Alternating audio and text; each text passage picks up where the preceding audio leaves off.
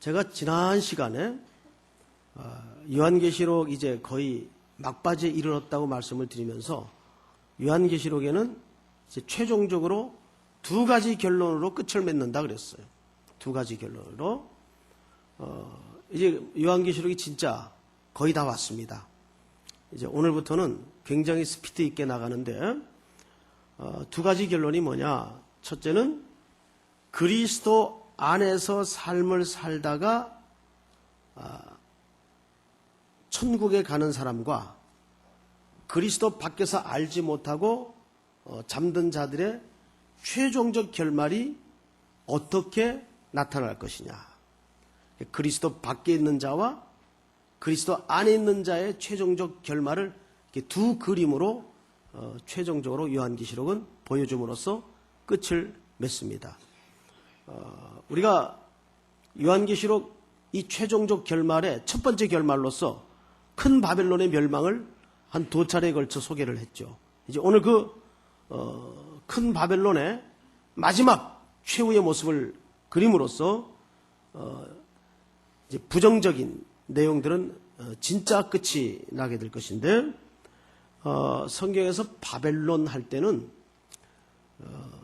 물론 바벨론이라는 나라가 역사 속에 실제했던 나라이지만 그 나라가 역사 속에 실제할 때 가졌던 속성을 전부 응축해서 오고 오는 시대에 이 세상 나라를 대표할 때 상징적으로 바벨론이다 이렇게 말을 해오곤 했습니다.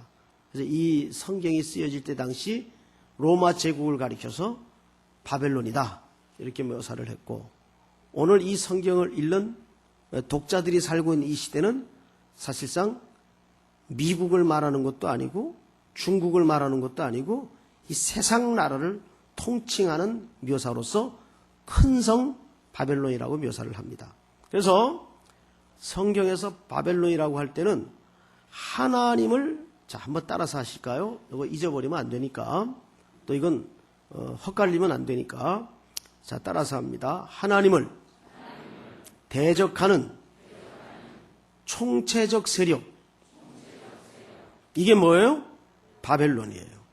하나님을 대적하는 총체적 세력.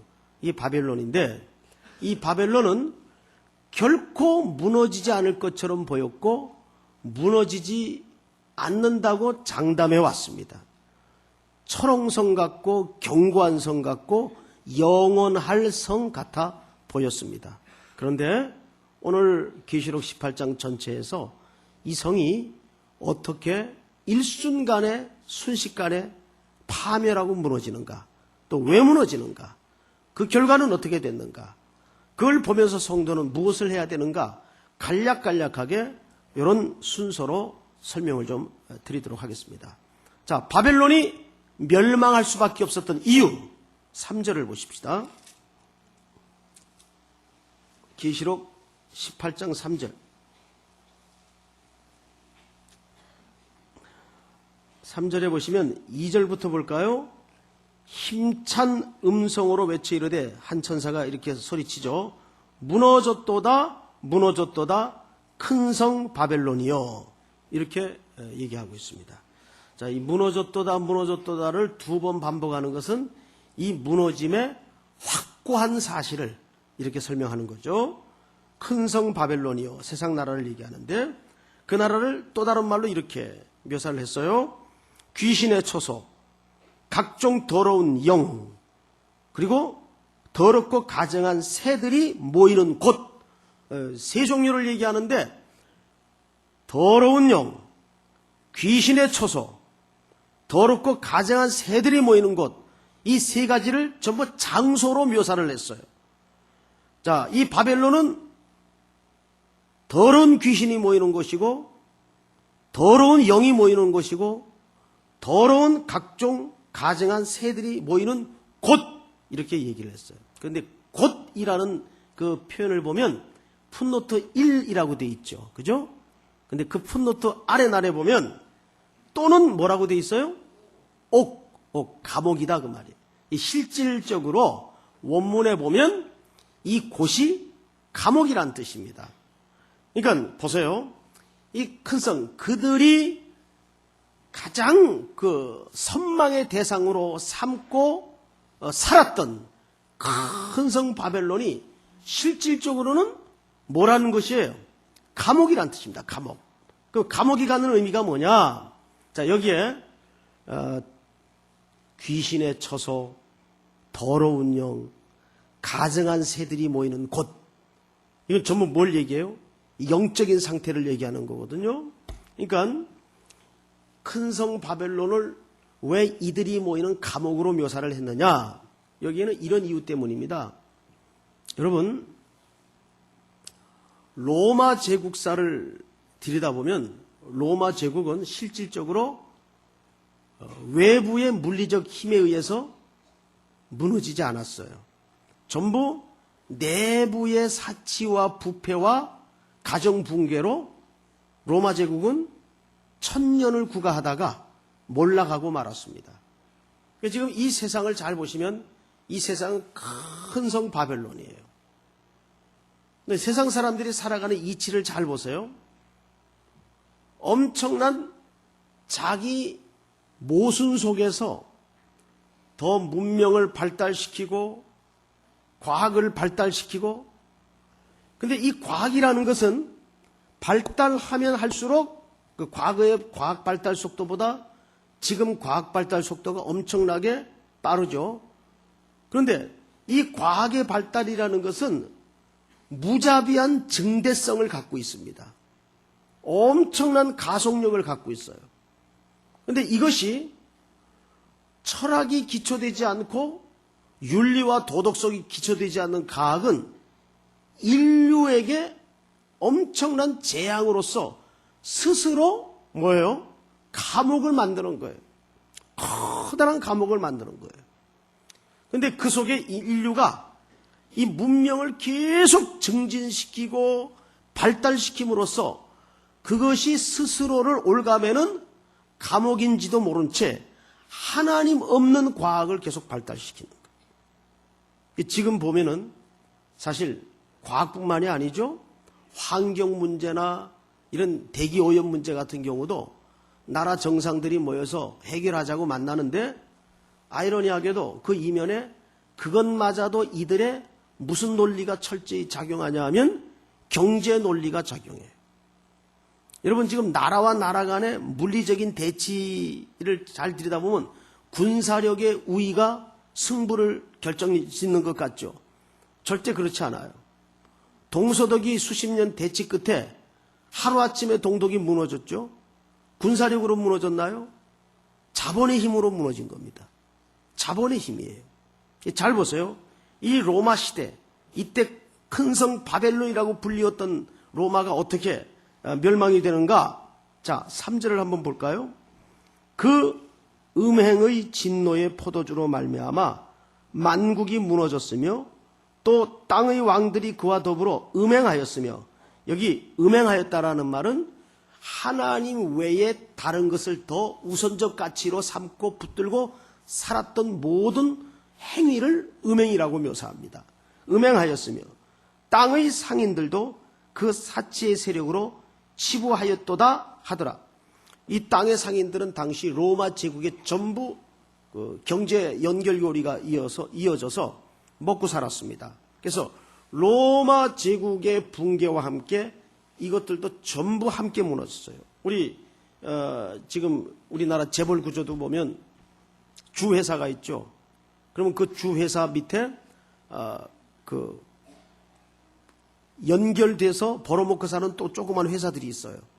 예를 들어 현대자동차.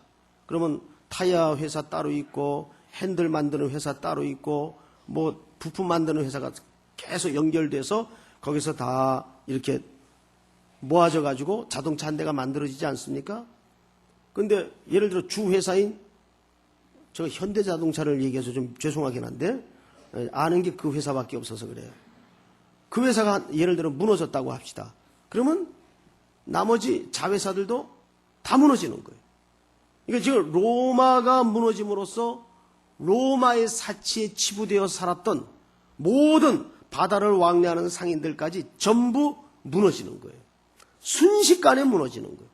그래서 그 무너지는 걸 보면서 이들이 통곡과 애통을 합니다. 그런데 진짜 회개의 눈물을 흘리는 것이 아니라 다시는 그것들에 빌붙어서 상거래를 할 수 없기 때문에 경제적인 손실을 예상해서 그들이 울어요.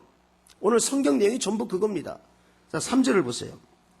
그와 더불어 음행하였으며 땅의 상인들도 그 사치의 세력, 로마 정부를 얘기하겠죠? 치부하였도다 하더라. 자, 여기에서 사치라는 말이 등장을 하는데 이 사치는 당대 사람들의 단순히 오늘날과 같은 우리가 말하는 그런 사치 개념이 아니고 당대 사람들의 이것은 권력이에요.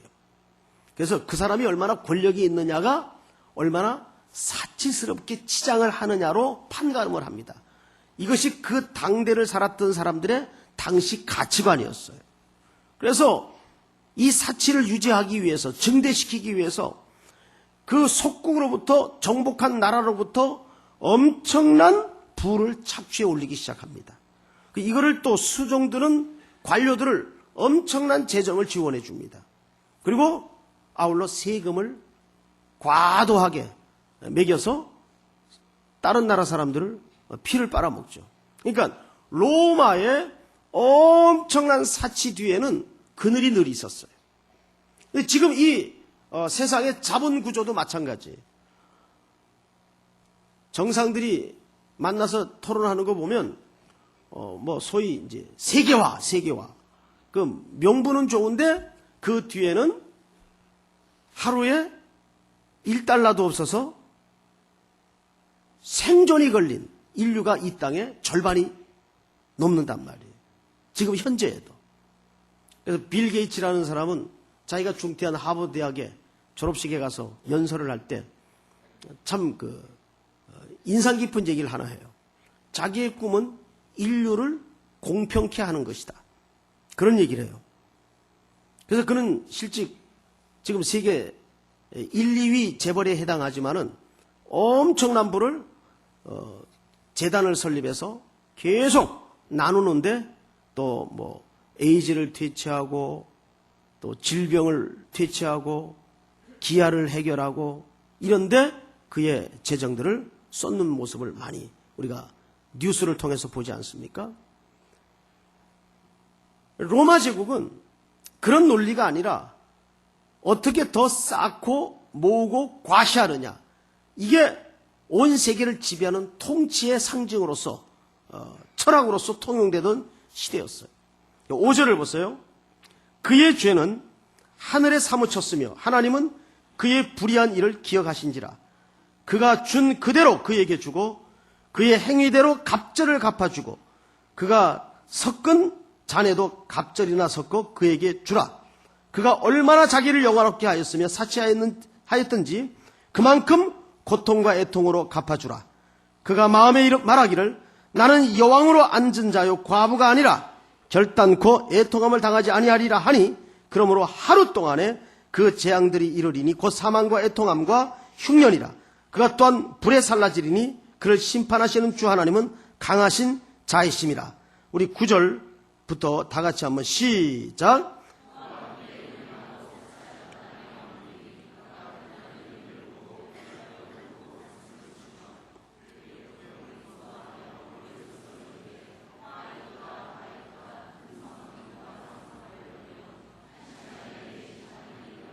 11절 제가 읽습니다. 땅의 상인들이 그를 위하여 울고 애통하는 것은 다시 그들의 상품을 사는 자가 없음이라.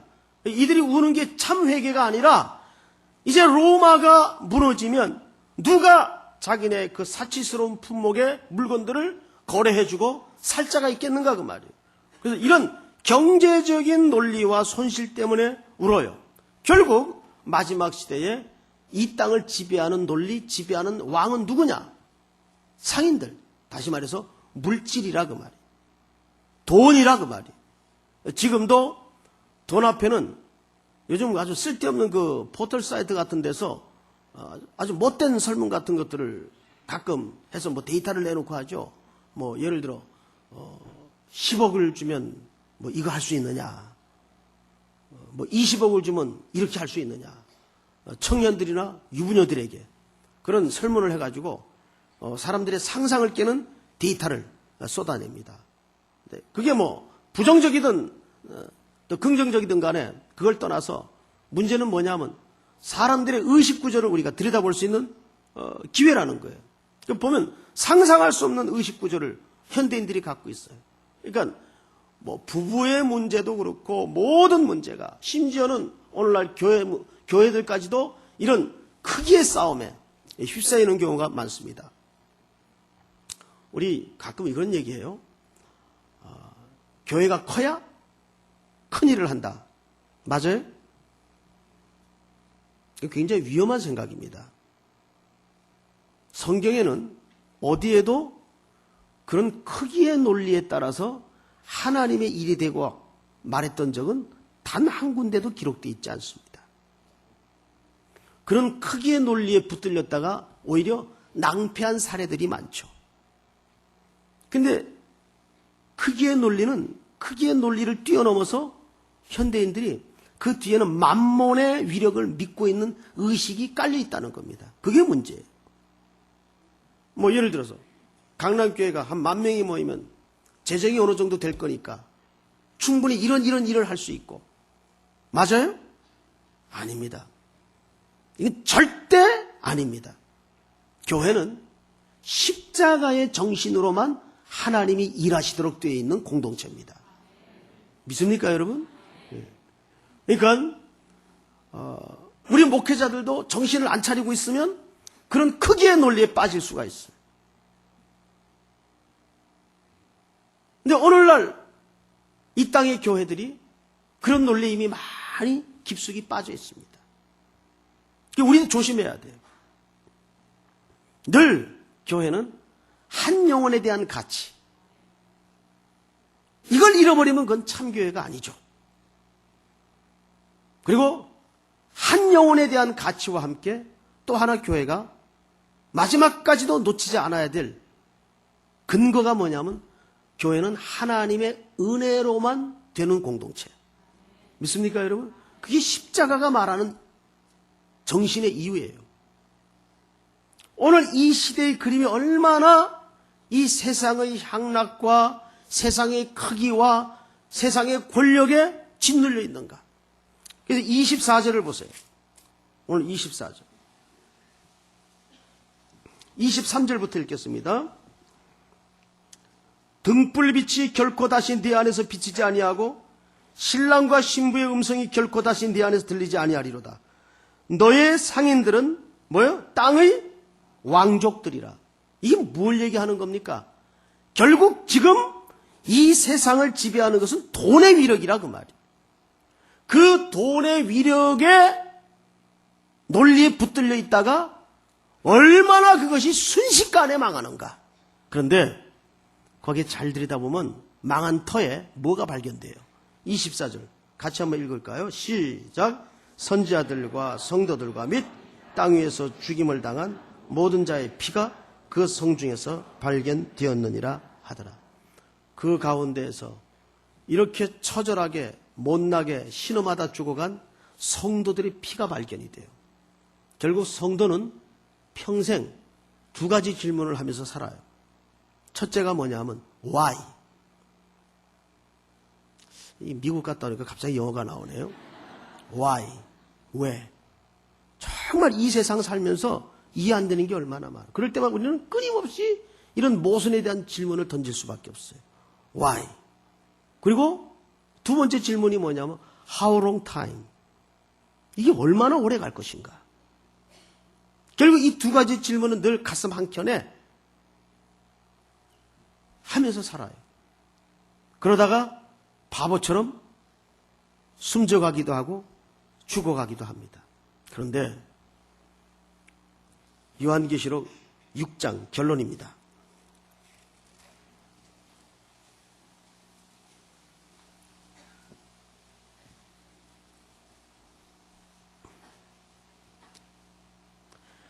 구절을 볼까요? 그 다섯째 인의 재앙을 설명할 때 우리 한번 살펴봤던 내용인데요. 제가 읽겠습니다. 다섯째 인을 떼실 때 내가 보니 하나님의 말씀과 그들이 가진 증거로 말미암아 죽임을 당한 영혼들이 제단 아래에 있어 큰 소리로 불러 이르되 거룩하고 참되신 대주제여 땅에 거하는 자들을 심판하여 우리 피를 갚아주지 아니하시기를 어느 때까지 하시려 하나이까. 자, 이것이 늘 이 땅에 바벨론 큰 성 안에 부딪히며 갈등을 일으키며 살아가야 하는 우리 성도들의 피부름이에요. 그런데 이것이 요한계시록 18장에 와서 명명백백하게 드러납니까? 안 드러납니까? 드러납니다. 드디어 하나님께서 이제 원수의 세력 앞에 우리의 잔이 아니라 넘치는 잔을 들려주실 날이 서서히 다가오고 있습니다. 오늘 이 약속의 말씀을 다시 한번 우리가 흔들거리는 걸음 속에서라도 붙들고 일어서서 그리스도의 단장한 신보와 같이 신앙의 절개를 지켜내는 저와 여러분들의 고백이 담긴 삶이 계속 이어지기를 축복합니다.